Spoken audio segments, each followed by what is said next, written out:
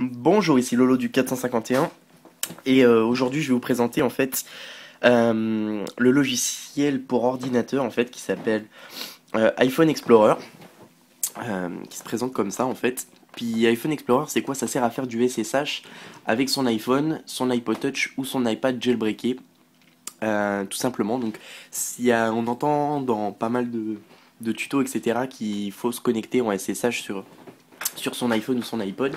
Il y a une manière, en fait, le vrai SSH, c'est quoi? C'est quand vous vous connectez, en fait, dans la mémoire interne de l'iPhone, de l'iPod ou de l'iPad, euh, avec une connexion Wi-Fi entre votre ordinateur et puis l'iPhone, l'iPod ou l'iPad. En fait, vous faites des échanges de fichiers en Wi-Fi. Tout simplement, ça permet de mettre des thèmes, mettre des applications. Enfin, ça permet de faire pas mal de trucs qui peuvent servir quand vous avez un iPhone, un iPod jailbreaké. Pardon.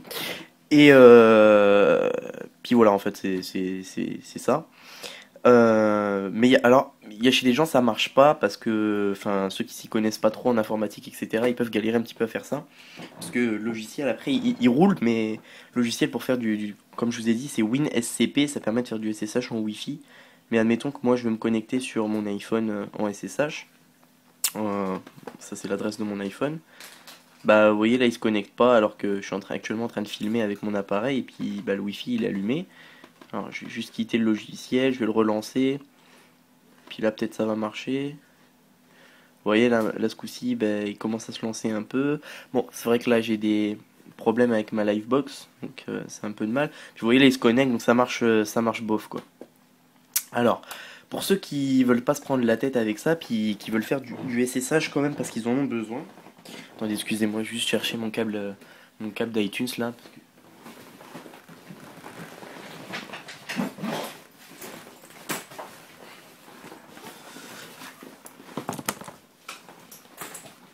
Voilà, excusez-moi alors. Comme je vous disais, iPhone Explorer, c'est un logiciel Windows qui va vous permettre Windows et Mac, je crois d'ailleurs aussi, qui va vous permettre de faire du SSH en vous connectant en fait tout simplement sur votre iDevice via le câble d'iTunes, le câble USB de votre appareil. Donc, vous connectez, puis vous branchez ça au PC. Juste lancer le logiciel avant, vous allez voir. Donc là, ça vous fait iPhone Explorer. Le logiciel a quelques petits bugs, notamment quand vous entrez ou vous sortez de votre iPhone des fichiers qui sont assez gros. Enfin, fait que c'est pas que ça débug, mais c'est long quoi. C'est plus long que si vous le faisiez en Wi-Fi, mais sinon ça marche quand même pour les petits fichiers. C'est très bien pour les thèmes, etc. S'ils sont pas trop gros, ça va. Fait que là, vous avez plus qu'à brancher votre iPhone, votre iPod, puis le logiciel il va détecter automatiquement. Et puis voilà. Là, j'ai la section Root Directory. Puis vous entrez là-dedans et là vous avez accès à tous les dossiers système de votre iPhone, donc notamment le dossier var, le dossier library, le dossier système, qui sont les plus utilisés, puis le dossier application. Si je m'en vais dans var, puis si je m'en vais dans stash et puis thème, c'est là que vont se trouver tous les thèmes présents dans mon iPhone. Enfin, là, c'est mon iPod Touch, mais voilà, donc là j'ai tous les thèmes, puis je peux les faire comme ça, je peux delete selected, ça va tout supprimer. Je peux créer un nouveau dossier, vous faites add new folder, vous faites clic droit, add new folder, puis là vous avez plus qu'à... Donc là vous avez United folder, si je rentre là-dedans, il n'y a rien, puis vous pouvez renommer les fichiers, etc. Faut faire attention à pas tout modifier en SSH, parce que si vous modifiez des trucs, après votre iPhone il va plus marcher. Mais ça sert vraiment en fait à faire du SSH. Si vous avez des tutos, si vous trouvez des tutos sur internet, même moi quand je parle dans mes vidéos, je dis il faut se connecter en SSH, etc.